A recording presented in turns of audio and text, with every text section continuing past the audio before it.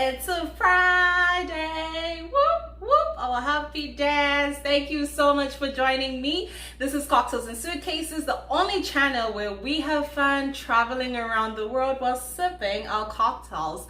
I hope you had a beautiful week, and of course, you're looking forward to the weekend. So grab your cocktails for this week's Cocktails and Suitcase episode. So today, you can see behind you can see behind me, you can see a suitcase and some stuff. It's a busy background, but I will be telling you the reason why I have a suitcase behind me. We are not traveling to another country, we're still staying indoors, but today we're going to be looking at things that I've researched on, some things, not everything, some things that we've researched on what you can actually do for pre-departure to another country, during departure, and even after you've actually arrived. I was having a conversation with a good friend of mine this week. It will be her birthday in the next, I think, 2 weeks. In 2 weeks time, and she always travels for her birthdays, right? But because of COVID, she's kind of worried. She's like, well, should I stay indoors? It's going to be a boring birthday, but I want to travel, but I'm worried about COVID-19. So we're talking about precautions that people can take, and I hope you enjoy this episode as much as I'm enjoying actually taping it. So here we go. This week's cocktail is the tamarind cocktail.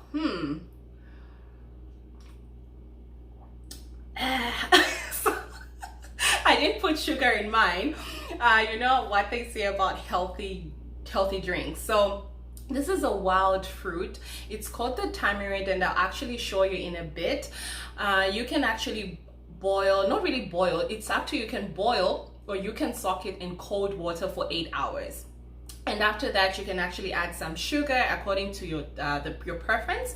And it's actually good for boosting your immunity. As we all know, if you have a very good immunity, it can actually, I think, from people that have experienced, that have gone through the whole catching coronavirus, that have been recovered from it, they talked about how they continued to boost their immunity. So I thought this week, let's focus on how we can boost our immunity, and of course, how we can become a moving pharmacy. Yes, gone are the days where in our suitcase we had all those fancy hats, the sunglasses, the beautiful dresses. No. This time around in our suitcases, we have all the vitamins, the essential oils, and in a bit, I will be showing you what I would be packing if I was going on a trip today with my daughter Omolara. So stay tuned. Let's go. Yes, so I'm excited about the trip. So gone are the days where, of course, I did mention, gone are the days where you would pack your fancy hats, your sunglasses, your bikinis. If you're going to a beach resort, this time around you have to make sure that you have your medication with you, and of course you're boosting your immunity system. You know, you want to make sure you take all precautions. So I would go through different phases: the pre-departure, departure, and after you get to your destination. Pre-departure, I would start this routine maybe a week before my trip. So I would boil ginger garlic water. So when you boil it, I would even say maybe 5 minutes, 10 minutes. When you see that it's boiled, of course you put it in a teacup and add some lemon and some honey in it, and then you drink it. Of course, with the tea bag, you could use any tea bag, your favorite tea. My recommendation would be green tea, or other people's recommendation are actually lemon ginger tea. So I would, for that routine, I would drink it in the morning and again at night. If that's too much for you, at least make sure you drink that concoction once per day. Apart from that, I was reading how turmeric is really good for the immunity system. So with turmeric, you can actually just boil some water, add some turmeric and maybe tea, or just water. Of course, when the water has, after boiling it, when it's warm enough, adding turmeric and drinking it with honey. That also helps boost your immunity. And you could also add lemon. So that's a lot to take in. Apart from that, making sure that you do eat a lot of fruits that have a lot of vitamin C in it. Some fruits that I did when I was doing some research, I found that pineapples are good for boosting your immunity system. Watermelon, I'll use your oranges, some strawberries, berries. Those are really good for you. Not my favorite fruit, but even a grapefruit. So those are the things I would do pre-departure.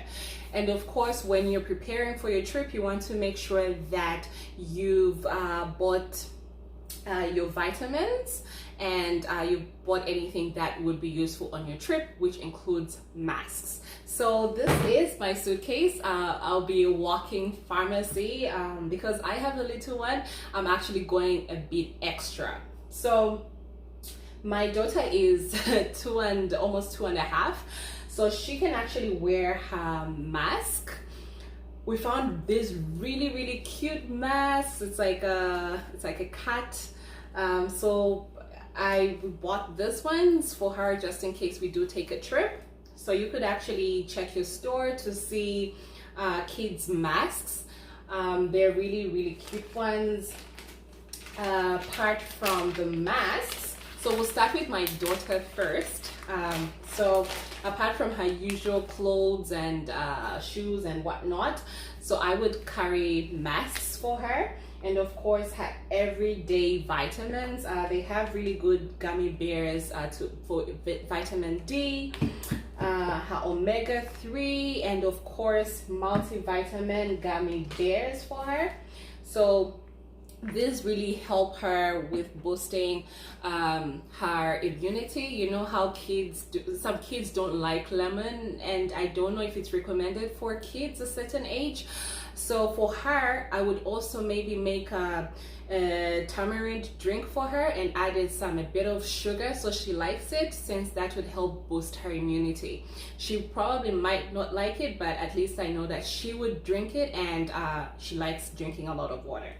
So for her as well, there are also really kids, I don't have it with me right now, but Vicks for kids, I would carry that with her just in case she has a cold. And of course a thermometer to make sure if I think she's running a fever, to kind of be on the go, to be prepared for that.